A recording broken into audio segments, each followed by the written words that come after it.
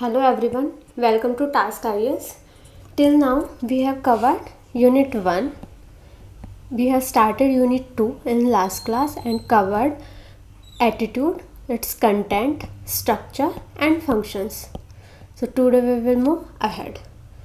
So till now, if you have liked our approach and strategy where we are covering syllabus word by word as well as discussing some questions that how you can write ethics answers.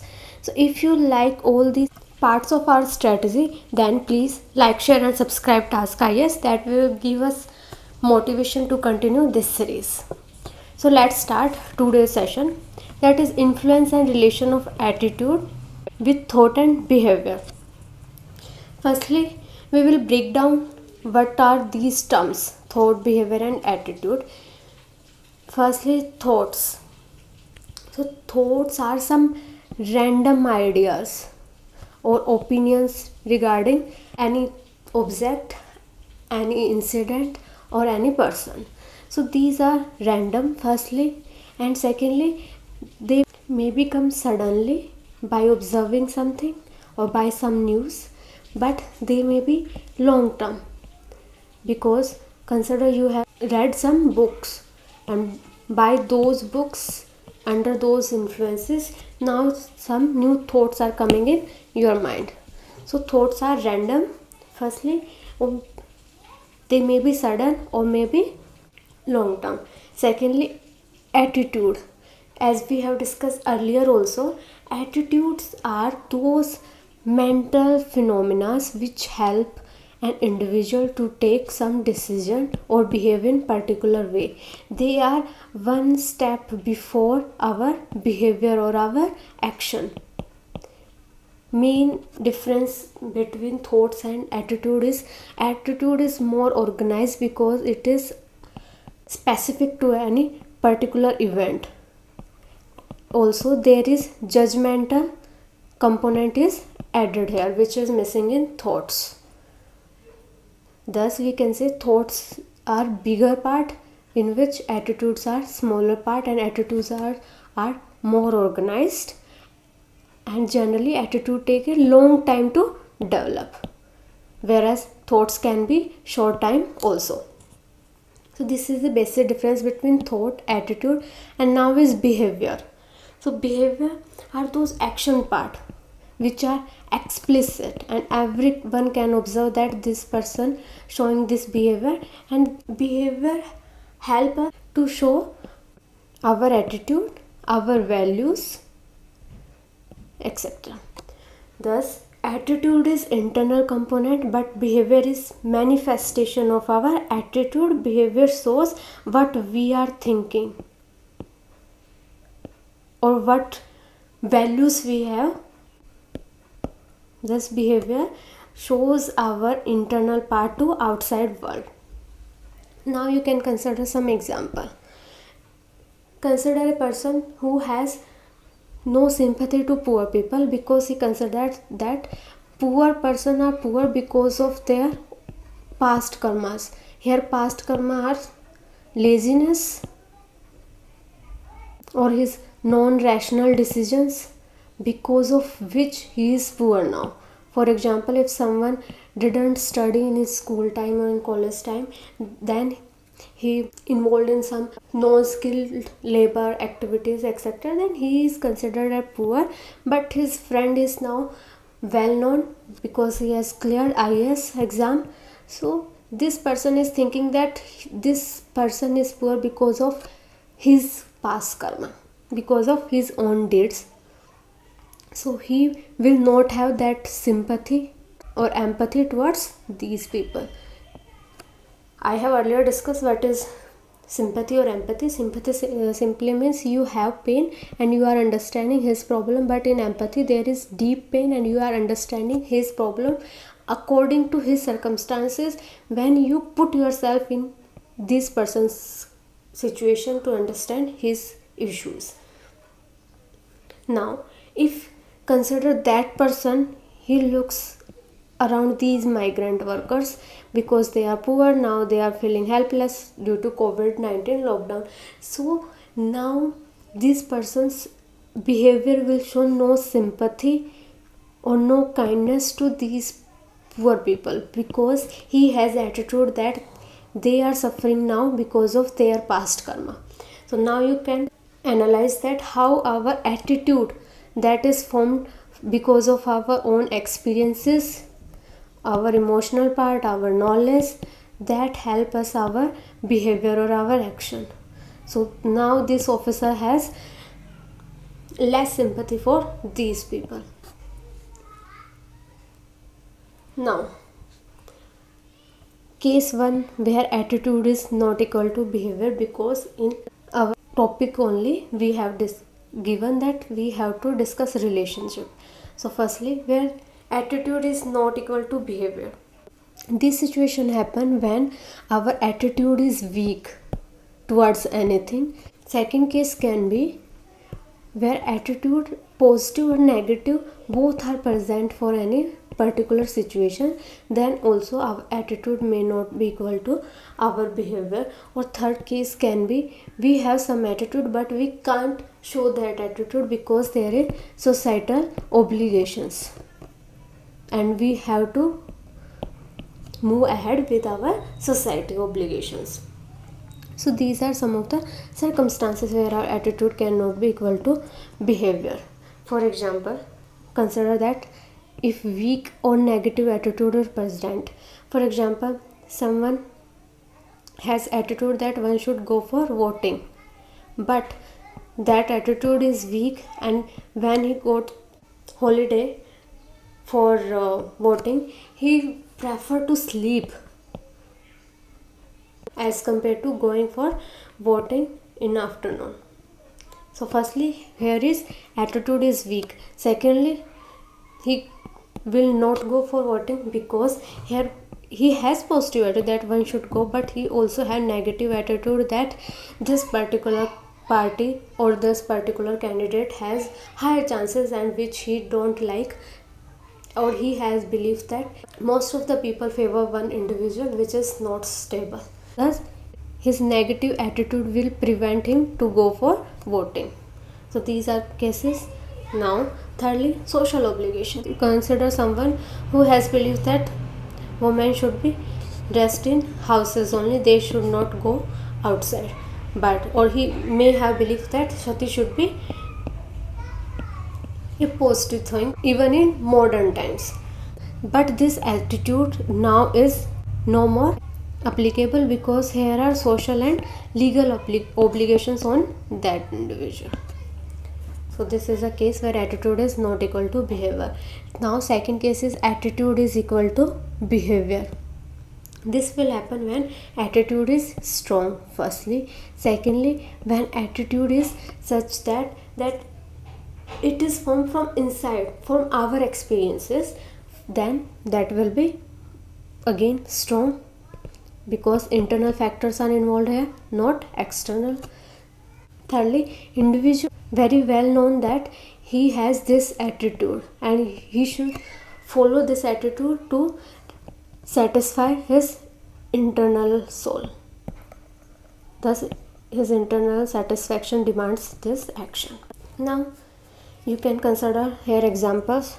If he has strong attitude that he should go for voting, then he will go. Secondly, internal satisfaction, because in last elections he has noticed that one candidate with criminal image formed a politicians because people favor him, but he won only by 2 or 3 votes. Thus he has experienced that his one vote also have much more importance, then he will go. Thirdly, he knows that if he didn't fulfill his duty, then he will not feel good and he will have some guilt inside. Then also he will go for voting. Now, this attitude is equal to behavior. These features are shown by those individuals which have high integrity, which shows consistency in their action or in their attitude, even though there is no external monitoring is happening over them. You will learn integrity or other topics very well later. Now, learning theory of attitude change. In earlier class, we have learned that attitude can be changed it is dynamic, but how this can be changed, now we understand some processes.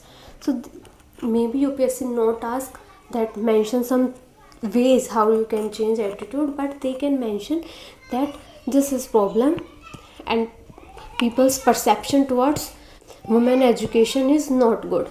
You have to change their attitude. Now what will be your suggestions? So this type of questions can be asked, and you have to write some examples, and you can write only when you have some multiple options to write. Firstly, classical conditioning. In this part we will focus more on changing emotional part of that individual. For example, if some individual has belief that women should be work inside home, they should not allow to go outside. Now consider this woman, this officer. Now his father is so much proud that he is now awareing other persons that you should allow your girls education, you should allow them to move ahead. Now this emotional aspect will help to change others attitude also. Secondly, operant conditioning.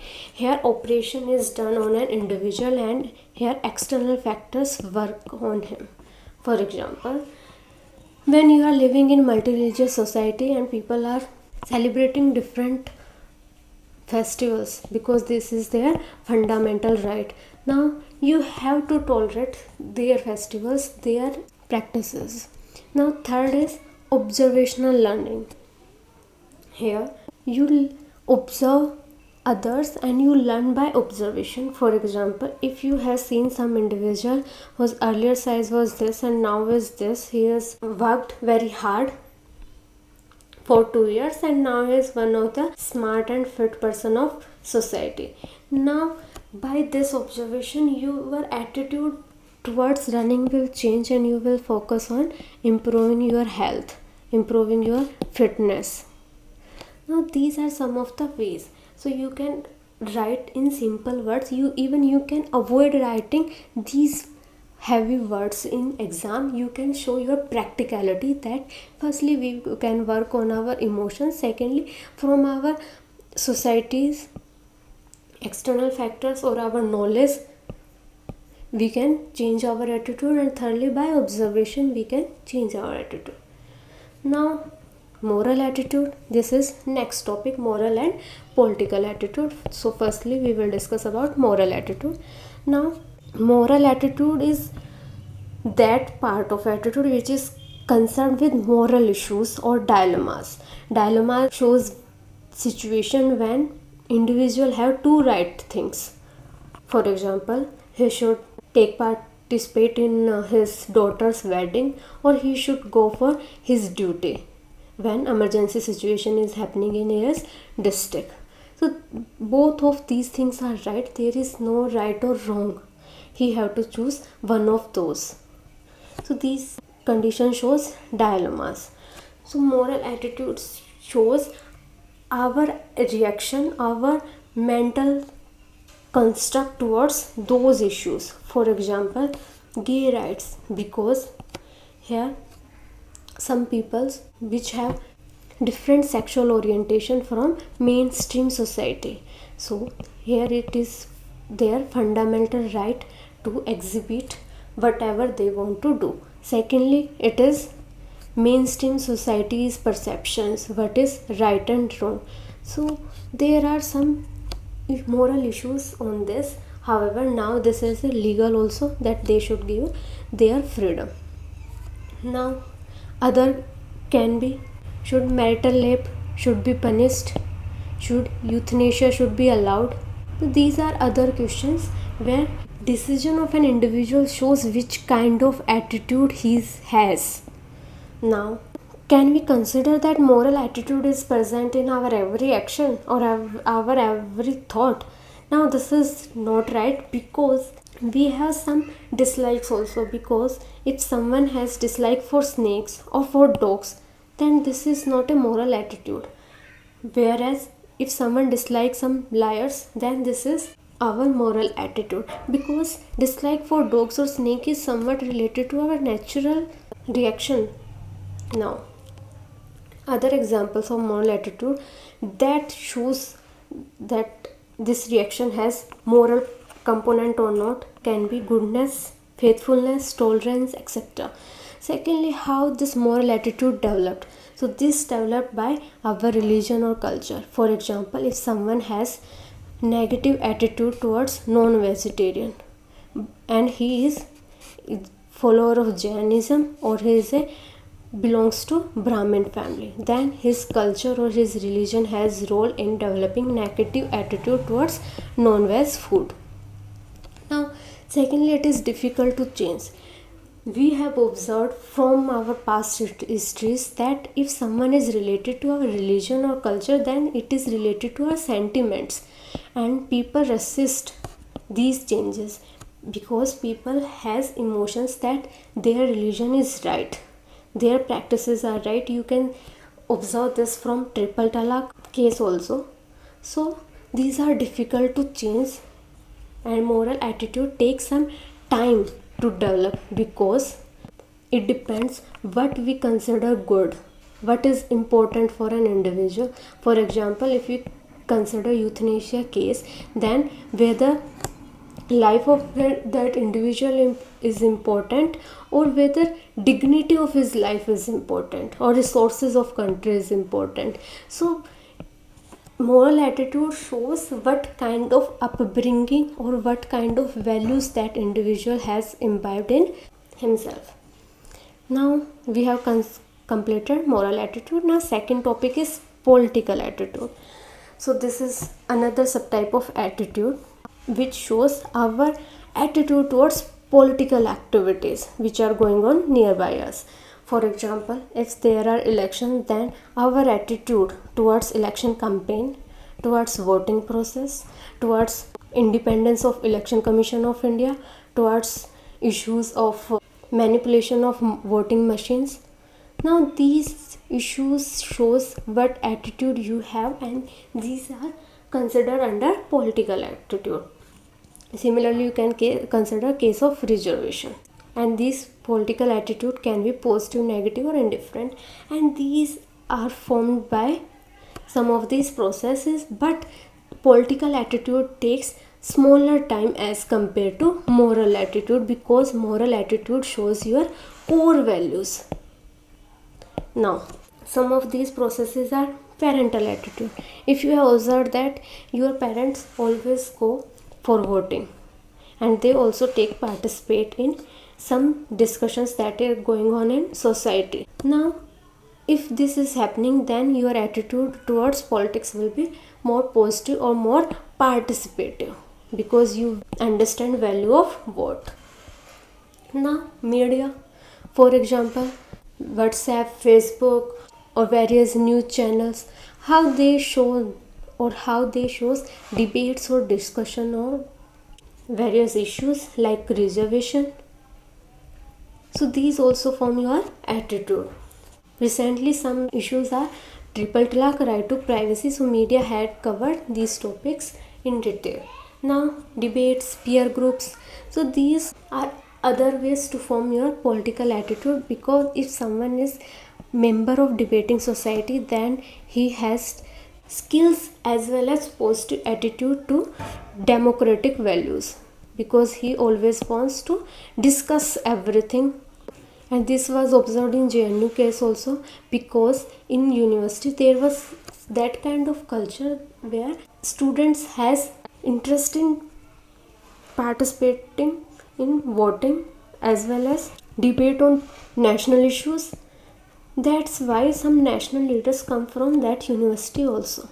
Now behavior of members of political communities or parties, because according to Association of Democratic Reforms, 69% of politicians has criminal charges. If you have well known aware about this fact, now your attitude towards political leaders will be negative. So these actions also reflect your attitude.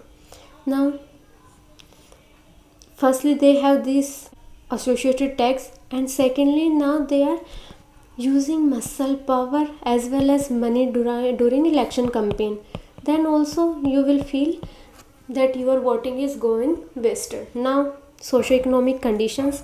It was observed recently in Haryana elections that voter turnout in districts like Faridabad, Gurgaon was very less as compared to some districts of southern Haryana which are less developed. So this shows that people or areas where more developed, more rich people are living, they have less tendency to participate in political activities, whereas lower class as well as less developed districts people has more tendency to participate in elections, and this was also observed during Delhi elections also. So that's all for today. We will discuss remaining topics in next class. Thank you.